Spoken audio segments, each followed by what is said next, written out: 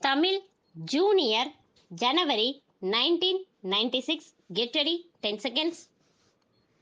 5 seconds. Start. நண்பர்களே, நமது நாடு விடுதலை பெற்று 47 ஆண்டுகள் முடிந்து விட்டன. இன்று 48வது விடுதலை நாள் விழா மிக சிறந்த முறையில் நாடெங்கிலும் கொண்டாடப்படுகிறது.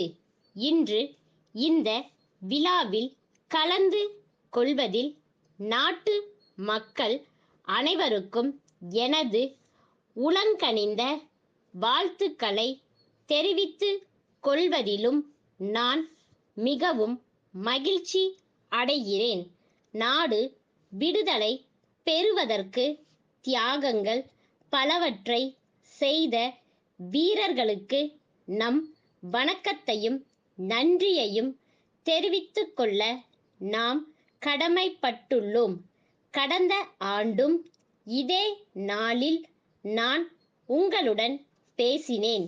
அப்போது இந்த நாட்டு நடப்பு பற்றியும் பொருளாதார நிலைமை பற்றியும் நம்மை எதிர்நோக்கியுள்ள பிரச்சனைகள் பற்றியும் பேசினேன். இப்பிரச்சனைகளை எதிர்த்து போராடி அதில் கணிசமான வெற்றியையும் பெற்றிருக்கிறோம் என்பதை தெரிவித்துக் கொள்ள விரும்புகிறேன். இப்போது நீங்கள் காணும் நிலைமை வேறு. இது கடந்த ஆண்டு இருந்த நிலைமையிலிருந்து பெரிதும் மாறுபட்டதாகும்.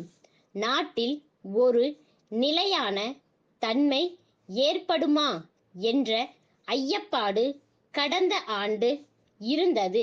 இன்று நாட்டில் நிலையான தன்மை இருப்பதை நீங்கள் அனைவரும் அறிவீர்கள். இருப்பினும் நாம் செய்ய வேண்டியவை அதிகம் இருக்கின்றன என்பதை நாம் மறுப்பதற்கில்லை. பொருளாதாரத்தை பொறுத்தவரையில் நாம் கணிசமான வெற்றியை பெற்றுள்ளோம். கடந்த ஆண்டில் தங்கத்தை அடகு வைக்க வேண்டிய அளவுக்கு கடுமையான நிலைமை ஏற்பட்டதை நாடே நன்கு அறியும். அப்படிப்பட்ட இக்கட்டான சூழ்நிலையில் இருந்து நாம் மிகவும் கவனமாக சில நடவடிக்கைகளை மேற்கொண்டோம். இதன் காரணமாக இன்று நம்மிடம் அந்நிய செலவாணி கையிருப்பு கணிசமான அளவுக்கு உயர்ந்துள்ளது என்பதை சுட்டிக்காட்ட விரும்புகிறேன். நாம் தொடர்ந்து மேற்கொண்ட பல நடவடிக்கைகள் காரணமாக நமது ஏற்றுமதியில் நல்ல வளர்ச்சி கண்டுள்ளோம். நமது நாட்டின் தொழில் வளர்ச்சிக்காக வெளிநாடுகளின் முதலீட்டை பெறுவதிலும் நாம் வெற்றி பெற்றுள்ளோம். ரூபாய் 3000 கோடி அளவுக்கு முதலீட்டு யோசனைகள் அரசுக்கு வந்துள்ளன.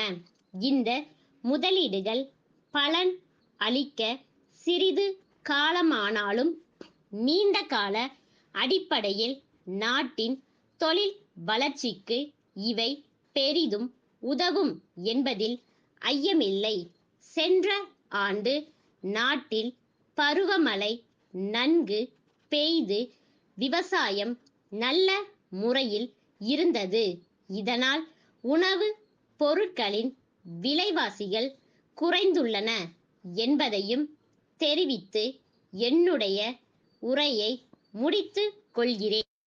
கல்கத்தா குமார் கூட்டமைப்பின் மேலாளரிடமிருந்து சென்னை வேலன் கூட்டமைப்பின் இயக்குனருக்கு எழுதும் கடிதம்.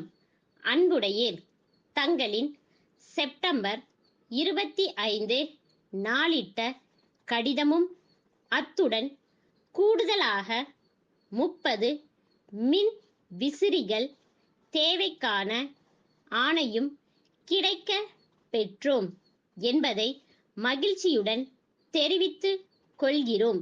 எனினும் இவற்றை பழைய விலையில் விற்பதற்கு இயலாத நிலையில் உள்ளோம்.